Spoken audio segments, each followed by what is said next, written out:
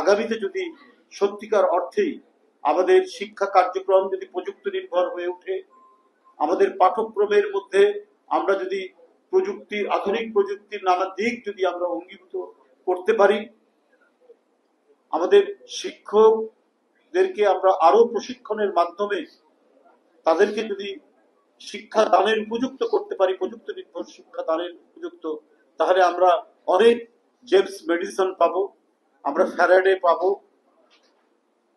আমরা অনেক বড় বড় বিজ্ঞানী এবং প্রযুক্তিবিদ পাবো।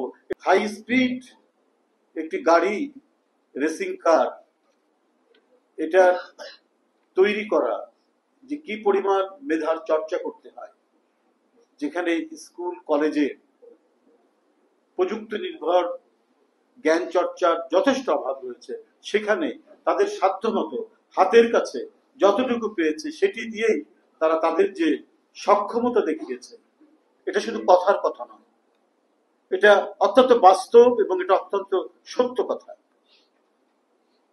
এদেশের সরকারি এবং বেসরকারি প্রায় 40% বিদ্যালয়ে, এটা হচ্ছে গণমাধ্যমের রিপোর্ট, বিদ্যালয়ে আপনার আধুনিক প্রযুক্তি নির্ভর বা প্রযুক্তি নির্ভর কোনো শিক্ষা কার্যক্রম নেই। 40%, কম কথা। এবং সেটা গ্রামীণ অঞ্চলে আরো কঠিন অবস্থা। শহরে যদি কিছুটাও থাকে